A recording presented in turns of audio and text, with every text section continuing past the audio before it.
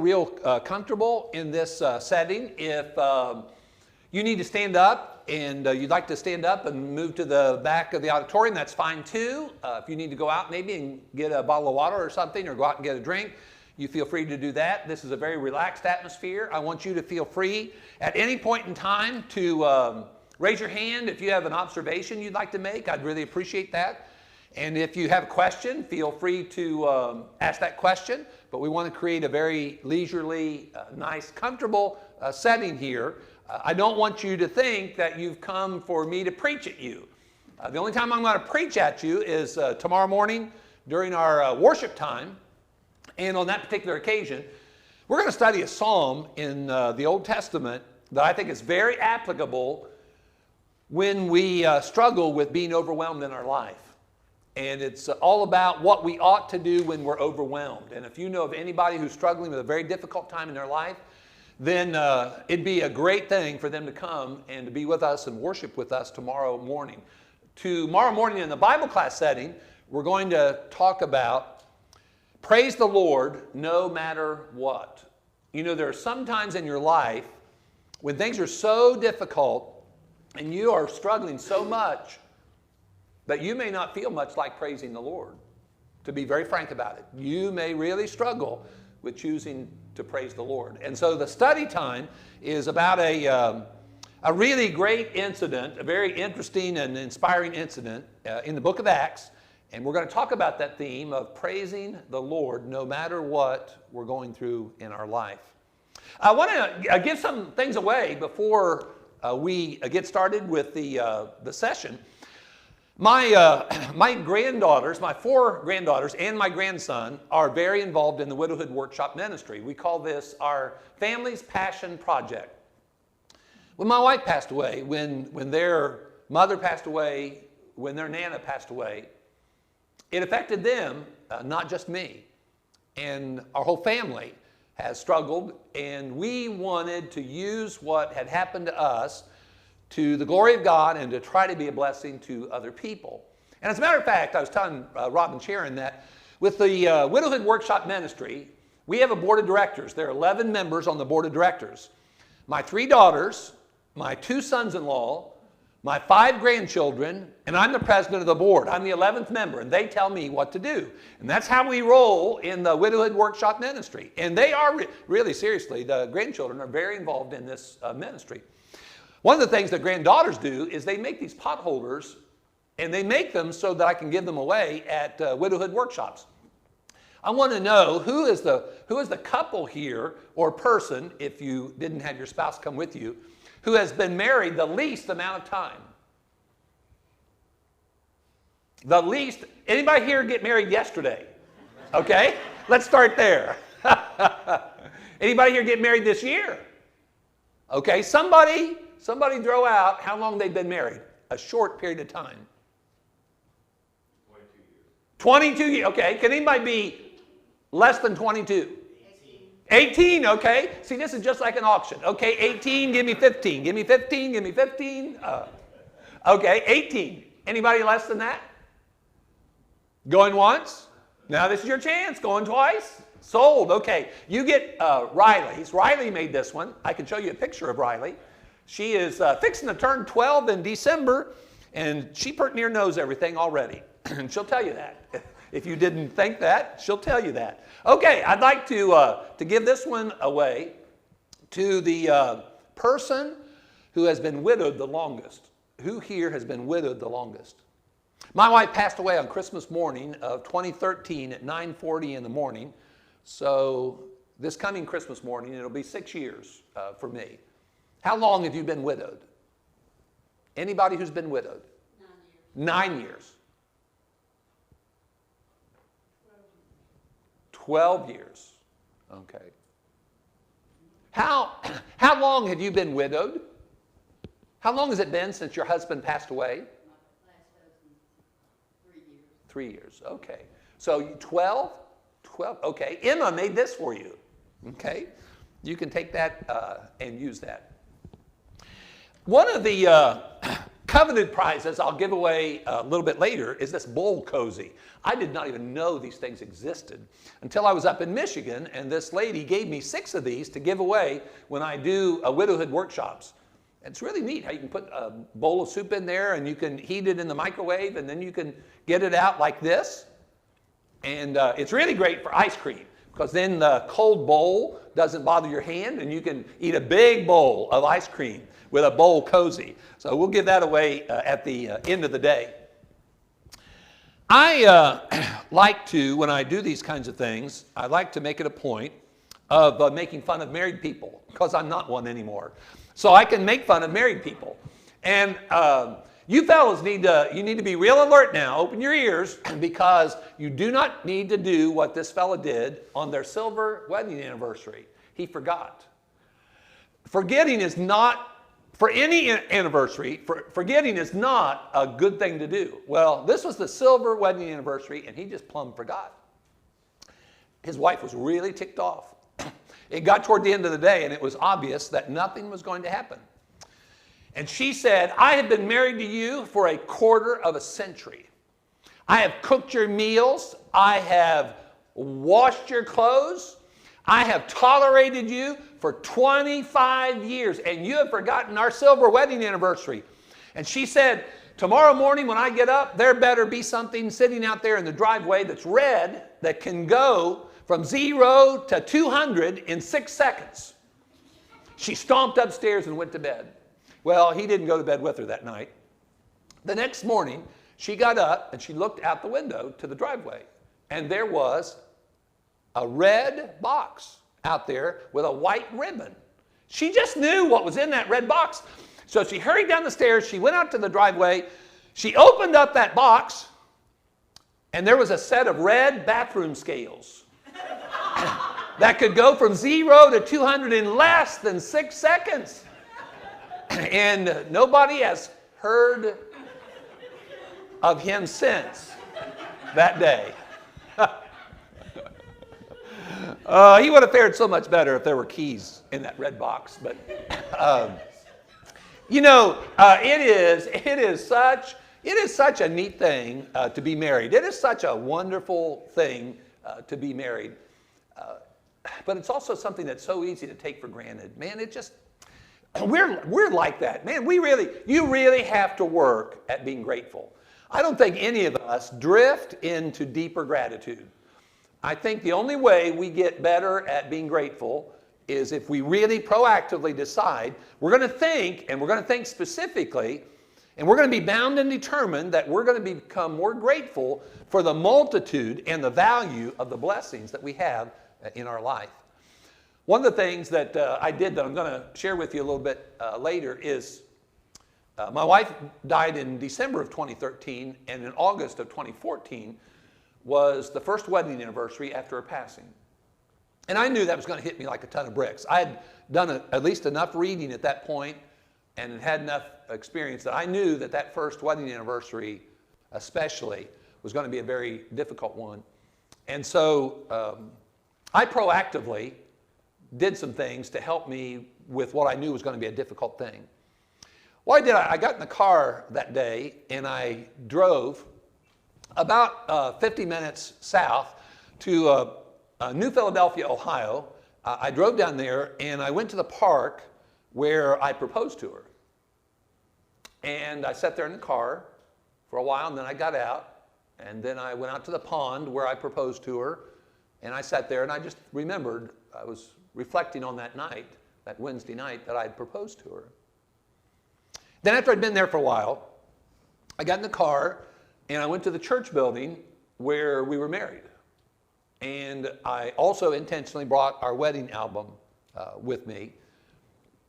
And I sat there in the parking lot of that church building and I leafed through that wedding album.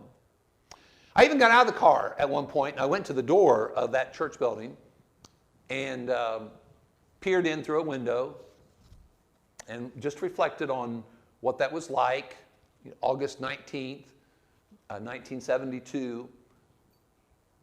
And then when I finished there, after shedding many tears, I drove over to Dover, Ohio, and I went and I parked across the street from the building where we had our reception. And of course, in that wedding album, there were some pictures at the wedding reception. And that was my way of trying to proactively address what I knew was going to be a very, very difficult time. Well, in that same month of August, what I decided to do is to try to use my experience to help married people to appreciate what they have more before one of the two of them loses it. That's one of the really missions or intentions of the Widowhood Workshop Ministry. It's to really help married people to love more deeply, to be more grateful, to find ways of expressing that gratitude and really cultivate the very best marriage relationship they can possibly have. Well, I wrote 2 articles, and they're titled the same way. I thought I did, but not nearly enough. You know, I thought I appreciated my wife, but I sure could have done better. Not nearly enough. You know, I thought I loved my wife. I thought I tried to express my love for my wife, but in looking back, not nearly enough. Again, just like we talked about last night, when do we often stop taking things for granted? It's often when we lose something. You know, when we lose something, that's often when we stop and think about what a blessing it was to have something. You know, whether it be your health or your house, you know, there's all kind, or a friend. There's all kinds of things that we can lose in our life. And that's what we talked about last night. If you weren't here, we talked about how that in life, in a fallen world, one thing is for sure, we're going to experience loss. We're going to experience loss, and some of those losses are going to be things that we are very much attached to. And when we lose things that we're attached to, it's going to have an effect on us, and that's grief. And one of the things that we need to do a better job in our communities and in our churches is we need to talk about and think about more about grief and about the experience of grief, and we need to be able to learn more about it to help us prepare for it and deal with it, and also learn more about it so we can effectively help other people better. I wish I would have done more study about these kinds of things before my father passed away. I think I would have been a better son to my mother. I think I would have been a better preacher at the local church if I had known a little bit more about grief than I did. That's why we need to talk about grief, and we need to talk about loss. In the course of these 2 sessions today, I really hope that those of you who are married will really appreciate your marriage more. And you will leave here with a deeper appreciation for what a wonderful thing it is to experience life with another person. You know, stop and think about this. There are 7.7 billion people on the face of this earth, but only 2 of you are in the marriage. Look how special that relationship is. Of the 7.7 billion, there's only 2 of you who are in that relationship. Man, that is one special human relationship. There's no equal in regard to human relationships. We need to appreciate that as long as we have it, because statistics indicate 1 out of 1 dies. So in every marriage, one's going to be left behind. It'd be good to think about that before it ever happens. Well, let me talk to you a little bit about my personal experience. My wife was born September 22, 1952 in Dover, Ohio. And just like the song says, she must have been a beautiful baby. We were married for 41 years, and I dearly miss her. I dearly miss the life that we had together. Our relationship was blessed with 3 daughters. When my wife got pregnant, I prayed it'd be a girl. When my wife got pregnant again, I wanted a girl. When my wife got pregnant the 3rd time, I said, Lord, you've done a really good job, so whatever you give me is fine. And he obviously knew I didn't have any business trying to raise a boy. So he gave me another girl. And these 3 daughters, one lives in Middle Tennessee, one lives in North Georgia, about 40 miles west of Atlanta, and the other lives in Gainesville, Florida. They're all faithful Christians. Two of them are married. Their husbands are deacons in the Lord's church. And I have 5 grandchildren. This picture was taken about a little over about a year and a half after my wife passed away, where she is buried. And she, just like all grandparents, she dearly loved her grandchildren. Can you imagine being in a hospital bed at your home and having a small grandchild placed in your bed, but not have the ability to wrap your arms around that child? My wife had Parkinson's disease, and she deteriorated much faster than the typical Parkinson's patient. And one thing I will never know is what went on inside of her head and her heart as she struggled with that decline, because one of the things she lost was the ability to speak. But we were certainly blessed for 41 years together. She passed away on Christmas morning of 2013 at 9:40 in the morning. What we want to talk about is the state of one who has lost their marital mate, not by divorce, but by death. However, there's a similarity between divorce and death. When I was in Florida and doing a widowhood workshop there was a young lady in her early 30s who came to me. Her name was Rebecca, and she said, Dean, you know, in this workshop, a lot of the things that you talk about are as applicable to those of us who have been divorced as those of you who've lost your mate by death. Her husband was my nephew, and he ran off on her. He left her. And he has now chosen to participate in life among those who believe in same-sex relationships. This will help you get an idea of widowhood. We are a minority. Those of us who are widowed, we are a minority, only 6% in most countries in the Western world. But look at that, 65 years and older were 1/3 of the population. I was shocked when I read this. Imagine, what would you think, and I'm not necessarily asking you for an oral response, but what would you think if I asked you the question, what is the average age of a woman in this country when she is first widowed? You know, some people are widowed more than once. I met one lady in Huntington, Tennessee that was widowed 3 times. But the average age of a woman when she's first widowed in this country, I was shocked. It's 57. 57. Now, average, when you think about computing average, we think about people losing their mates in their 60s, 70s, and 80s, and 90s.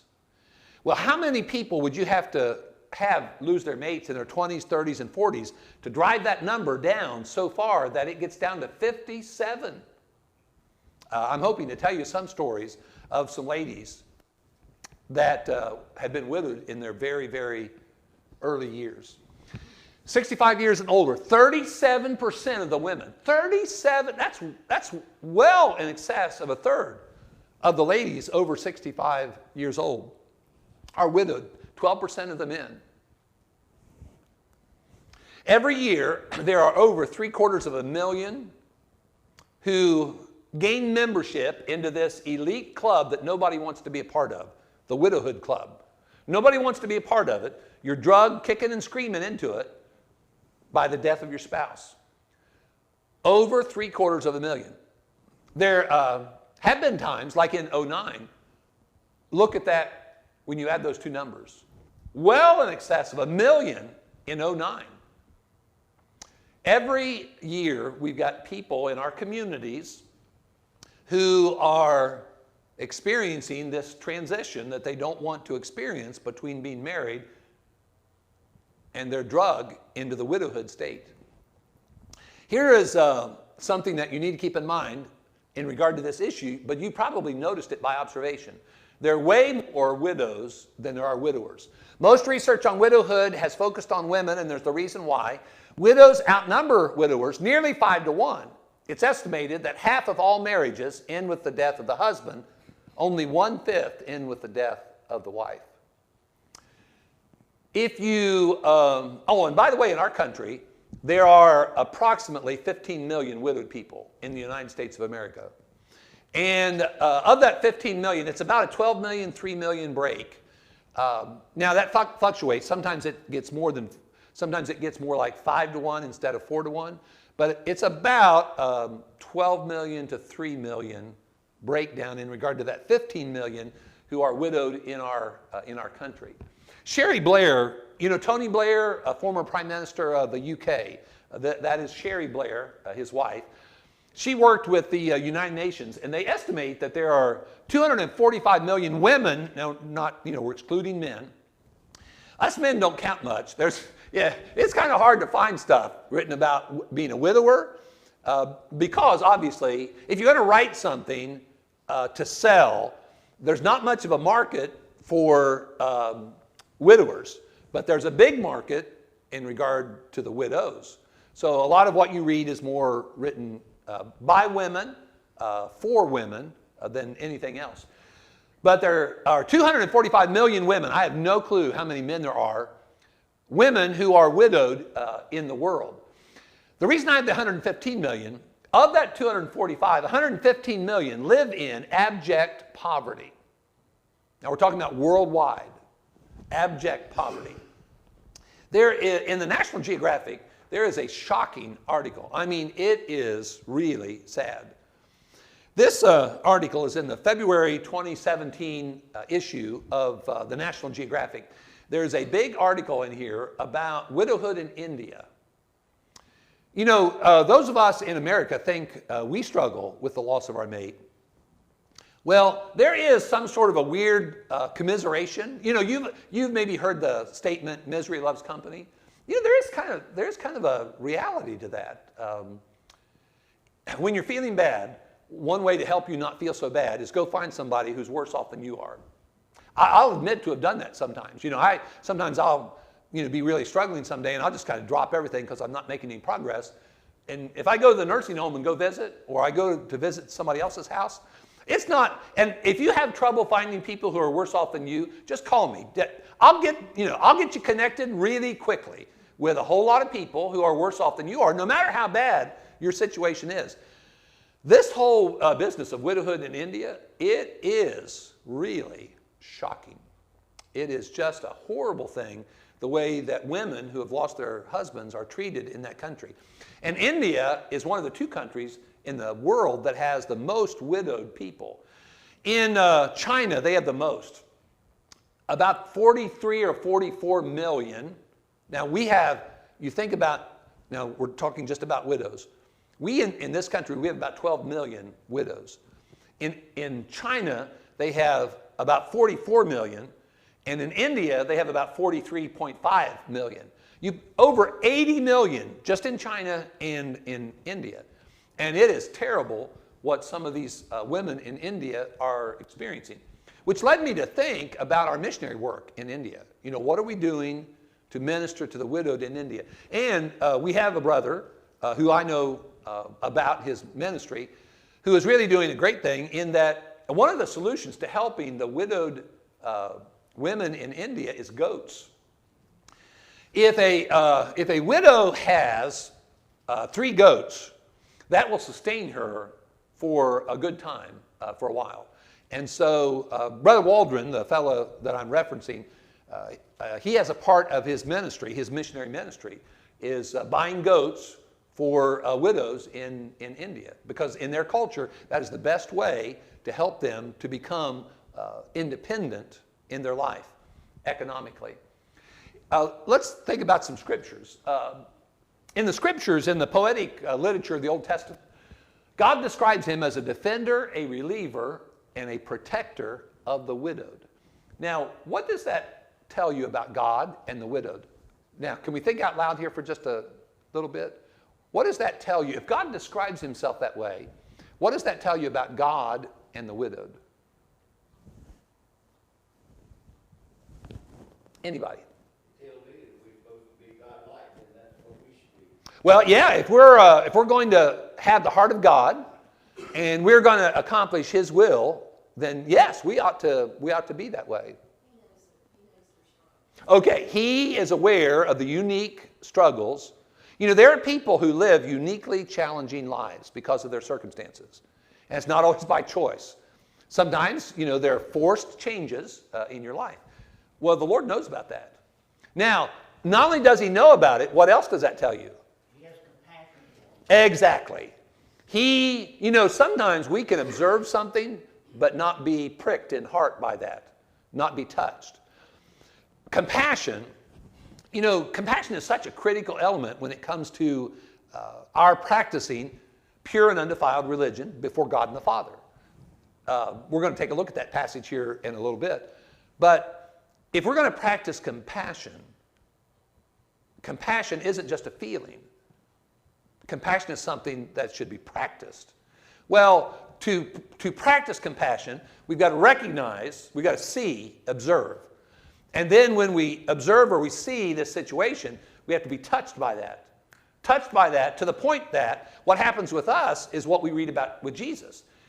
There are times in the Bible when it talks about Jesus and compassion, and it says he was moved with compassion, and then he'd do something.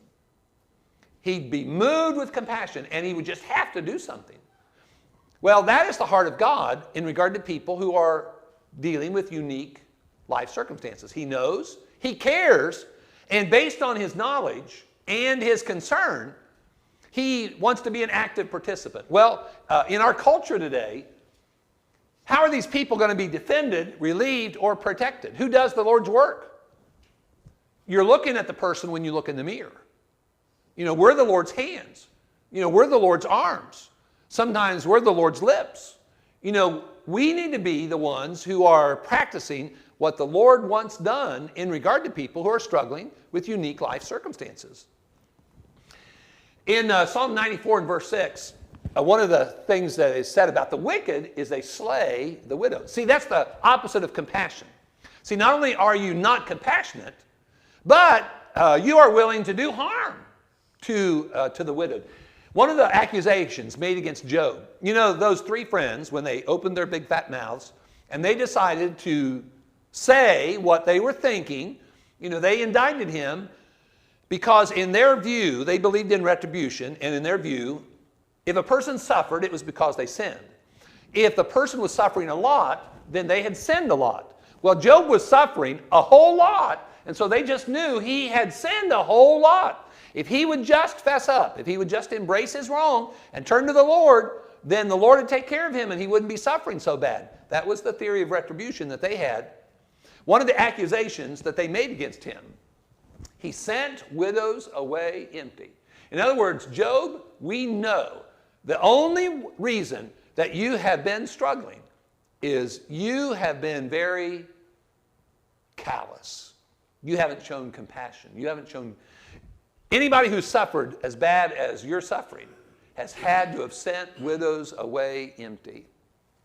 See, even in that ancient culture, it was just a natural thing to try to assist people who were dealing with extremely difficult life circumstances. And so that was one of the serious accusations made against him. In Deuteronomy 24, there's a passage where, you know, here the children of Israel are, well, I'll use the West Tennessee language. They were fixing to cross into the land of Canaan. And in the land of Canaan, they were going to come up against some really bad people who were barbaric, they were heathen, and they were living in the land of Canaan, but the Lord wanted his people to have the land of Canaan. And so you would think that what the Lord would do is use his leadership among his people to teach them about military strategy so that when they went in there, they could wipe those people out and take possession of the land. But instead of that, in Deuteronomy, which is the second reading of the law, one of the things that they are taught before they go into the land of Canaan has nothing to do with military strategy. Instead, it has to do with compassion and caring for people who are struggling. Let me read to you a section of Deuteronomy 24. Verse 16, for instance. Fathers shall not be put to death for their children, Nor shall children be put to death for their fathers. A person shall be put to death for his own sin. You shall not pervert justice, due the stranger or the fatherless, nor take a widow's garment as a pledge. There are three life circumstances that are often linked together in Scripture. And those three life circumstances are the stranger or the foreigner, the orphan or the fatherless, and the widows. Those three are often linked together in Scripture. Sometimes two of them, sometimes all three of them. All three of them are mentioned here. And he talks about treating them justly. In other words, doing right by them is the idea. Now look at verse 18 of that chapter. But you shall remember that you were a slave in Egypt, and the Lord your God redeemed you from there. Therefore I command you to do this thing. When you reap your harvest in your field, and forget a sheaf in the field, you shall not go back to get it. It shall be for the stranger, the fatherless, and the widow, that the Lord your God may bless you in all the work of your hands.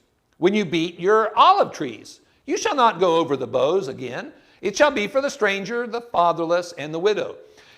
When you gather the grapes of your vineyard, you shall not glean it afterward. It shall be for the stranger, the fatherless, and the widow. Now, watch the end of this chapter.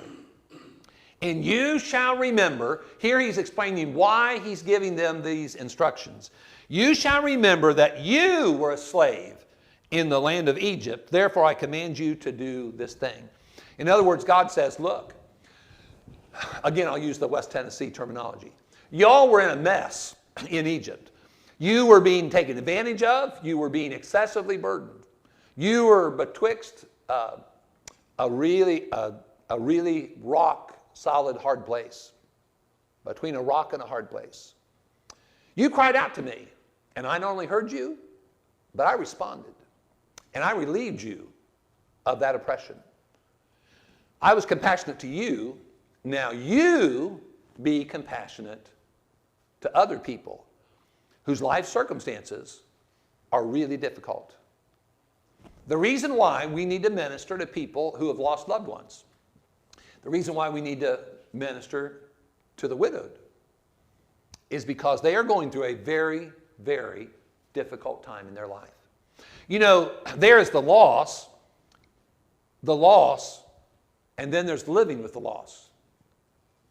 As hard as the loss is, and the loss is harsh, it is a hard thing to lose somebody.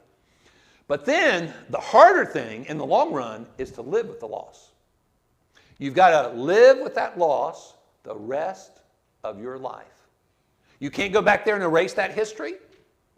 And that is going to be a part of your life experience no matter what you do after that loss. You're going to have to live with the reality that you experienced that loss. You've got to find some way of living with that loss and do it constructively. That is hard. And a lot of times when we're dealing with hard situations, what we need is we need people with compassion in our life. People who are moved by their compassion to be helpful to other people. That's what we need to be as Christians. You know, we need to be compassionate people with folks who are struggling with their addictions. These people who are struggling with their health, their disease, their diagnosis. You know, these people who are struggling with their dysfunctional families.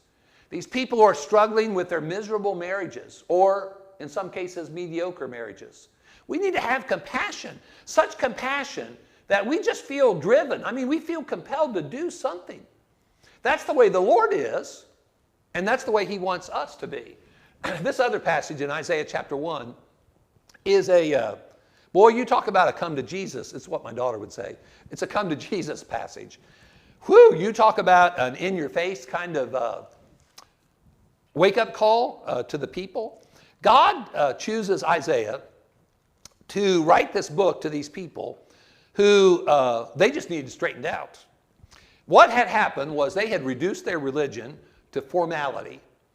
You know, and we can do the same thing. We need to be really careful in all of our lives. We need to be really careful that we don't permit ourselves to reduce our religion to a ritual. You know, some people, for them, church, their religion, it's kind of like going and clocking in. I used to work at a steel mill one summer. That was a great job because what I learned is I didn't want to be a factory worker the rest of my life. That was a great job. But when I worked there, you had this time card and you punched in. You punched in the time card, and then you stuck it up in a rack. And then you did that just previous to 7 a.m. And then at 3:30 in the afternoon, you took that same time card and you punched that time card. We can be that way in regard to religion. We can be that way in regard to church. You know, we come in Sunday morning and we punch our card. And then we exit and we punch our card. And our life out there isn't consistent with the worship that we participate in here. That can happen to any of us. That can happen to preachers, it can happen to elders, it can happen to Bible class teachers, it can happen to men, it can happen to women, it can happen to husbands, it can happen to wives, it can happen to grandparents, any of us. Well, God sends Isaiah to these people, and he doesn't preach to them, he meddles. Sometimes that's what you do. When the preacher starts getting personal, he's quit preaching, and now he's into meddling. Well, that's what Isaiah did. He got in their grill. He got in their face. And wow, did he ever come on strong. Now, this is to God's people, okay? These people are in covenant relationship with God.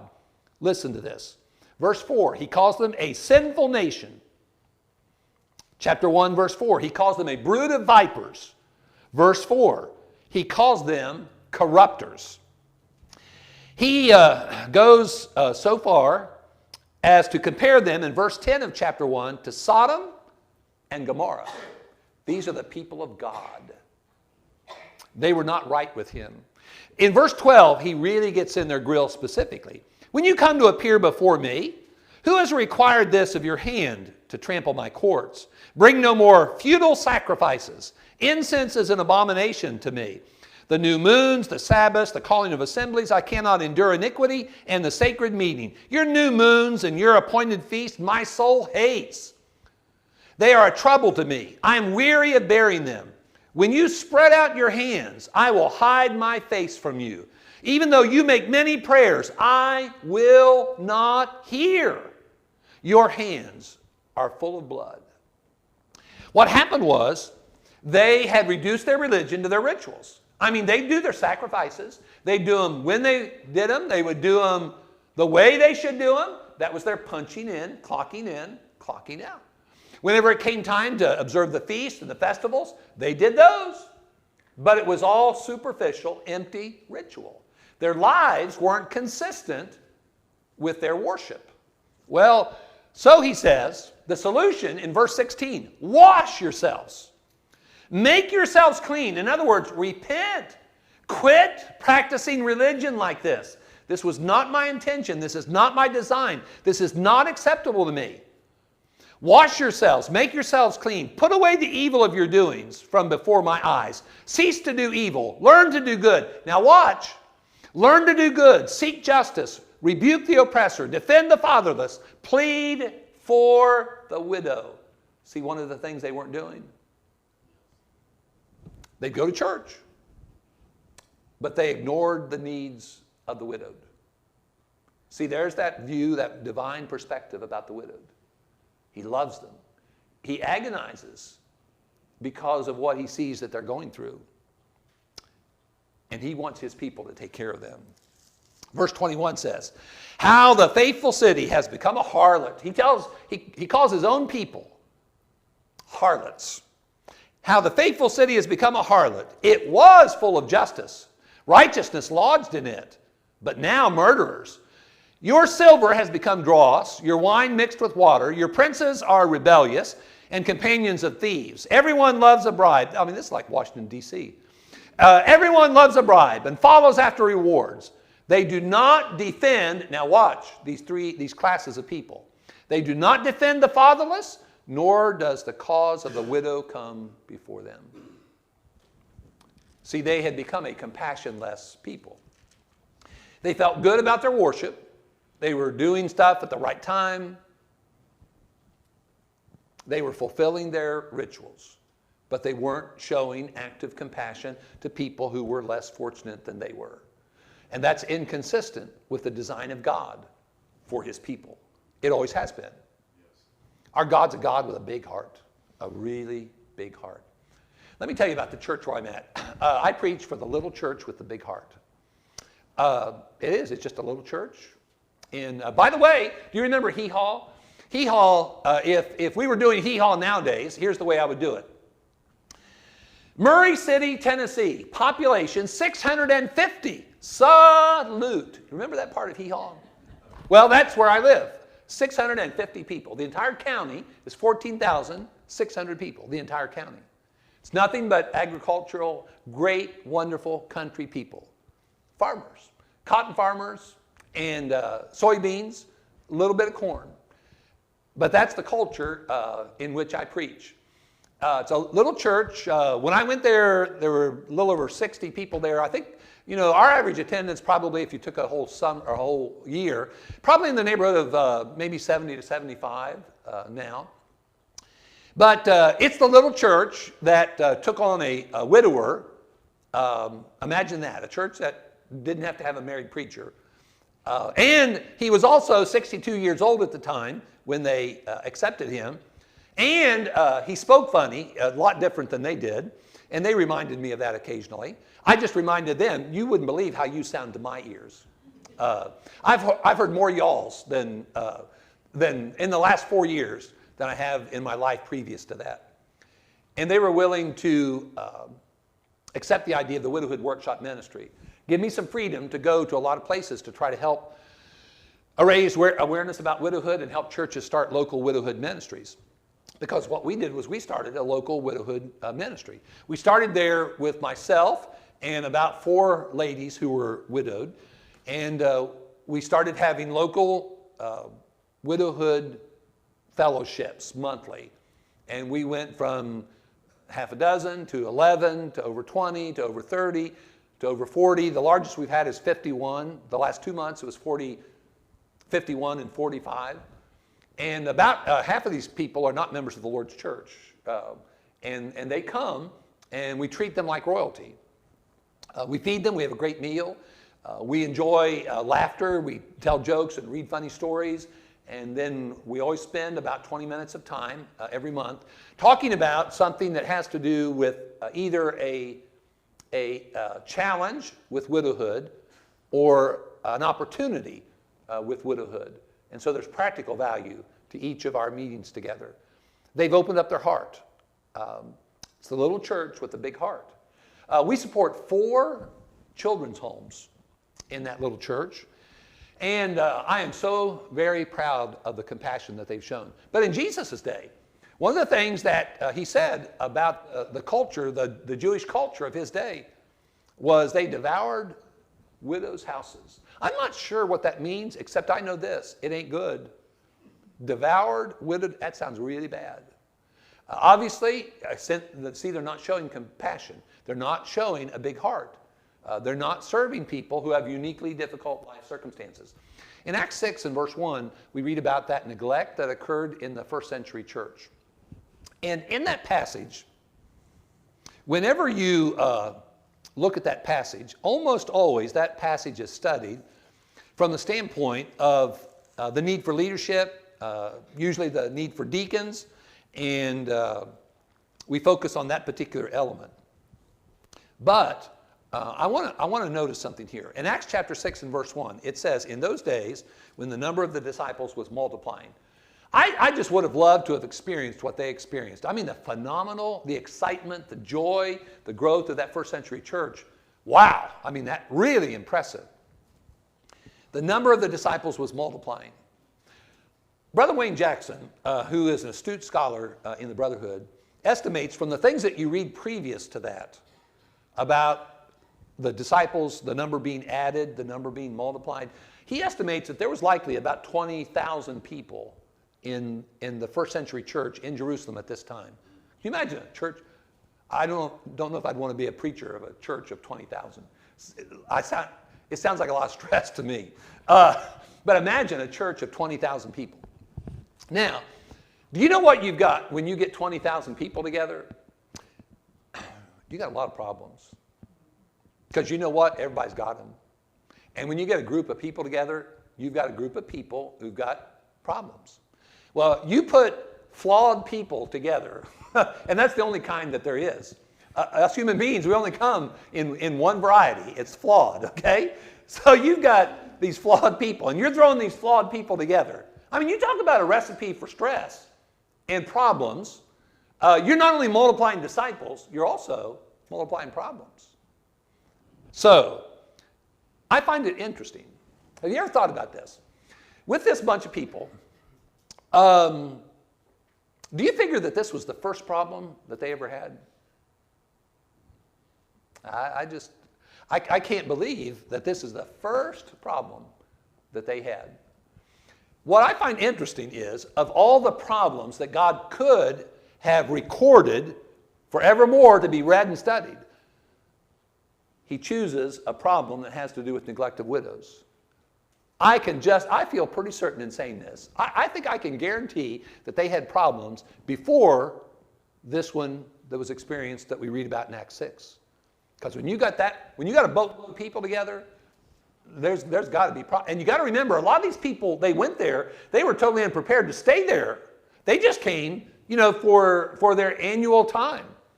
And so they're totally unprepared to stay for a long period of time. Boy, there's a lot of potential problems dealing with that large of a group in that kind of a circumstance. But here you've got these people, and it says at the end of the verse there, because the problem, the complaint, had to do with their widows, some widows being neglected in the daily distribution. Of all the problems that could have been cited, it was that problem. I think that when you read in the Old Testament about there's a lot of references to widows. When you read in the Old Testament and you see the heart of God relative to his concerns for the widowed, it just seems natural that you'd have that problem in the first century church because it was problematic with Old Testament Israel. And so that problem is addressed. And I really think there might be a reason why that problem was the one that was discussed more in detail. Yes? Does it also show in Acts 6 and verse 1 that when it says the widows were neglected in daily distribution, that there was something positive happening toward something? They were doing something. Obviously, for some reason, some were neglected, so they had to deal with that. That was a problem. But the positive side was they were dealing with it. Yeah, and I think it is not dissimilar to the first century church situation. It's not dissimilar to ours. I think that there is some ministry in the church in regard to the widowed, but I think it's woefully inadequate. Just like they were doing some good things, but there were people falling through the cracks. There appears also to be a motivation. You've got this issue of the way I would put it, there was real Jews and then not so real Jews. They had this real problem with, if you were a Palestinian Jew, it's complicated. But there were people that were being neglected. There were good things, like Rob's pointed out, there were good things that were being done, and that's consistent with what you'd read in Scripture. But it was inadequate. It was not being done right. I think that there always has been some things done in regard to the widowed. But with all that you read about the concern of God regarding the widowed, I'm not sure that it's adequate. I'm not sure it's near what it ought to be. What I run across a lot of times with some churches is they'll have a Valentine's banquet in February for the widowed. If you did a survey, this is a problem in regard to just awareness, but if you did a survey amongst widowed people, that's not good timing. Valentine's Day is probably second to the holiday season as a very, very difficult time for widowed people. It's doing a Valentine's banquet at that time for them is just a really difficult thing for them to embrace. Do it at some other time, not that time. That Valentine's Day is a reminder of what they've lost, and it's a really difficult time for a lot of them. But what we need to do is, try to figure out what are we doing now and can we do better. This passage in James 1:27 that talks about visiting the fatherless and the widows. Now, many of you can probably quote this. You've probably heard it a million times. And typically it's quoted for two reasons. To defend the work of the church in regard to cooperating together to have children's homes so that children in need can be addressed with our children's homes that we have all over the place. I mean, the Brotherhood has done an awesome job in regard to ministering to children who are at-risk kids. We've got children's homes not only in this country, we've got children's homes all over the world. The word visit, when it talks about pure and undefiled religion before God and the Father, is this: to visit the fatherless or the orphans, some translations say. The passage is often quoted to defend our efforts to work together to care for children. And then it's also quoted to emphasize our need to be moral, to keep ourselves unspotted from the world. Because it says, pure and undefiled religion before God and the Father is this: to visit. There's two verbs in that verse. Visit and keep. To visit the fatherless and the widows in their affliction or trouble, and to keep oneself unspotted from the world. So, okay, the word visit. It is translated from a Greek word that has the idea of care for. That's the idea. You're looking over and you're inspecting a situation for the purpose of trying to address, okay, what are the needs and how can we help with this particular situation? One of the words in the Greek language that's translated to reference the work of a shepherd or an elder in the Lord's church looks very similar to this word. What do elders do? They kind of oversee or superintend, and they look and try to observe, okay, what's needed? How can we address those needs effectively?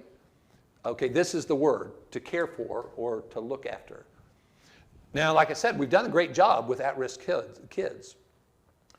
But have we done an equally effective job in dealing with the widowed in our communities and in our churches? In 1 Timothy chapter 5, and we're going to finish here in just a little bit because I know it's been long for you to sit. In 1 Timothy chapter 5, this is the longest passage in the Bible about widowhood that I know of. But in 1 Timothy chapter 5, one of the things that's really emphasized to Timothy in this passage is the first line of ministry for the widowed people is the family. Verse 3 of chapter 5 says, honor widows who are really widows. And by the way, the word honor there, the Greek word is the idea of care for. Care for. It's present tense. It's an ongoing thing. Honor widows who are really widows. If any widow has children or grandchildren, let them first learn to show piety at home and repay their parents, for this is good and acceptable before God. Now, verse 8. I don't know how many times I've quoted verse 8 in this chapter and taken it out of context. I'll bet you've heard this one before. But if anyone does not provide for his own, and especially for those of his own household, he has denied the faith and is worse than an unbeliever. Oftentimes, I quoted that passage to encourage men to get off their rear ends, quit being lazy, and get out there and get a job and support their wives and their families. And I think there is a secondary application there. But in the context, if you look at the context, everything before verse 8 and everything after verse 8 it's set in a context where it's talking about the widowed in the family. If anyone does not provide for his own what? In context, his own widowed people in his family. Mom, grandma. As a matter of fact, if you drop down to verse 16, if any believing man or woman has widows, let them relieve them, and do not let the church be burdened, that it may relieve those who are really widows. One thing that I think a church can do, if a church launches and then nurtures a local ongoing widowhood ministry, I look at it very similar to a youth ministry in a church. Parents they are the primary people responsible for rearing their own children. But in the church, we've realized that parents need help. Parents need all help they can get. And so we have provided youth ministries to complement the great things that Christian parents are doing to try to help raise their children right. We're kind of supplementing, augmenting, helping those parents in that role. families need to be educated about their responsibility to care for the widowed. And if we as a church can supplement or complement those efforts, then those widowed people have their needs very well supplied, because they not only have their adult children and grandchildren helping them, but they also have the church supplementing and augmenting that, so that they are being ministered to effectively to help them with their unique life circumstances. See, very similar to youth ministry. We also have to keep in mind there are many families that have not been educated about this. No telling how many widowed people live in Greensboro, North Carolina, who have lost their mates, whose families do not understand. They're clueless about what their mother or their father is going through, living life alone after having been married for years. When the family's clueless, what's going to happen to that widowed person? They're not going to be ministered to. There are all kinds of widowed people, both in the church and in our communities, that they need ministry. They need assistance. Let me tell you about my mother. When my father went in for open heart surgery, I knew he was concerned, like any of us would be, he might not make it.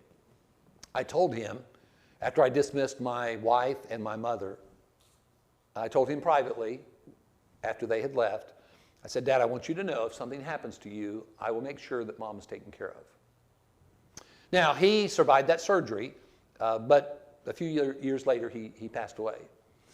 Well, I lived about 50 minutes away from where my mother lived, but when she needed help sorting out finances, I was there. If she needed somebody to go to the hospital or to the doctor with her, I was there. I cut her lawn every week. She had the best looking lawn of anybody in her neighborhood. Back then I was a control freak. I'm a recovering control freak now. But she had a great looking yard, and I felt good about what I was doing in ministering to my mother. But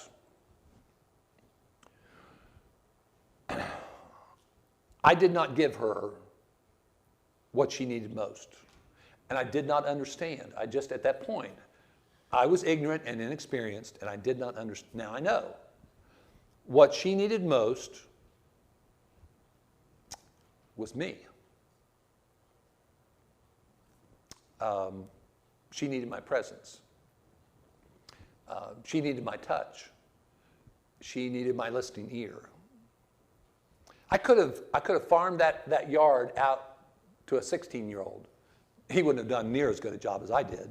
But I could have farmed that out and paid him and used that time to spend with but I didn't think about it. Just didn't cross my mind. I remember sitting with her in a rehab, and it was in the afternoon. I was sitting in her room. Now, I'm the second of 4 boys, and she's sitting in the room, and she says, and I'd never heard her say this before, she said, I wish I would have had a daughter. And now, internally, my first response to that was, Mom, what am I, chopped liver? I'm here. That's the way, kind of internally, that's the way my initial reaction was. And I was careful not to say anything at first. So there were a few moments of silence. And I said, Mom, I wish you would have had a daughter too. And got kind of choked up trying to say that. And I said that sincerely and honestly. I wish she had.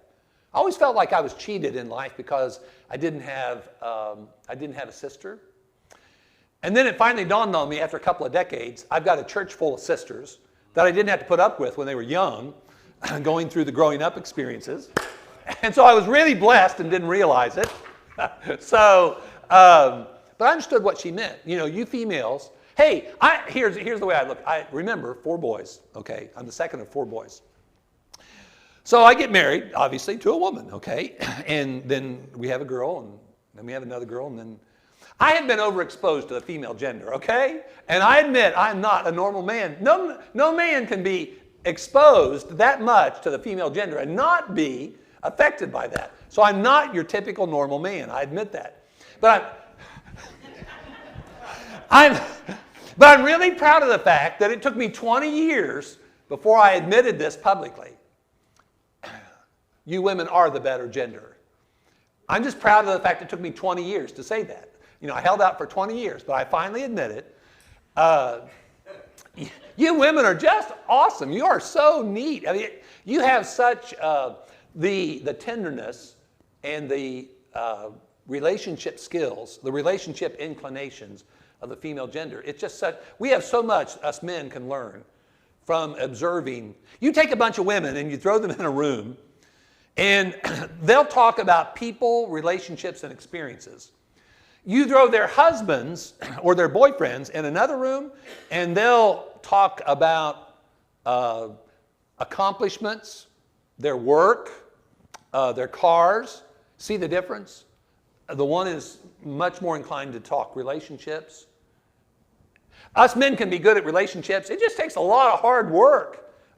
It takes a lot of hard work to get better at that. And I didn't realize what my mother needed. I had kind of a do-over, a mulligan with her, kind of, in a sense, in that she passed away, and then my mother-in-law was left behind. I did a better job with my mother-in-law than I did with my own mother, because I was learning. You know, I was learning about this whole business of being left behind. And when my mother-in-law passed away in the early 90s, at her funeral, I said, when I had a chance to speak, to all of her grandchildren and all of her great-grandchildren and to her 2 daughters, I said, you know, none of us in this room know about the deafening silence in Mama Bear's house. I called her Mama Bear. I said, none of us know about the deafening silence in Mama Bear's house at nighttime. I just wanted to send them a message to help them maybe to learn and think about that when they have the opportunity to minister to their parents or to their grandparents. Because it's a difficult life circumstance. It's a difficult way to live. W. Vine says about this passage in 1 Timothy chapter 5, there's an intimation of the tendency to shelve individual responsibility at the expense of the church. One of the things we need to do in the church is teach and train our families to be more functional, and among other things, to be more functional in regard to caring for the widowed in their family. So what are we doing relative to ministering to the widowed? So I think that's what I want us to be thinking about. After we take this break and have something to eat, this next session about the personal aspect of widowhood, if I were asked of all the sessions in any widowhood workshop, which would be the one that you wouldn't want to miss, it'd be this one, the one about the personal aspect of widowhood. It will take you into the head and the heart of a widowed person. And that's what I want to do after our break time. I want us to adventure into the head and the heart of a widowed person. But let's take a break. We've been an hour and 10 minutes. I really appreciate how good you've been. I don't know how soon will we be ready to eat.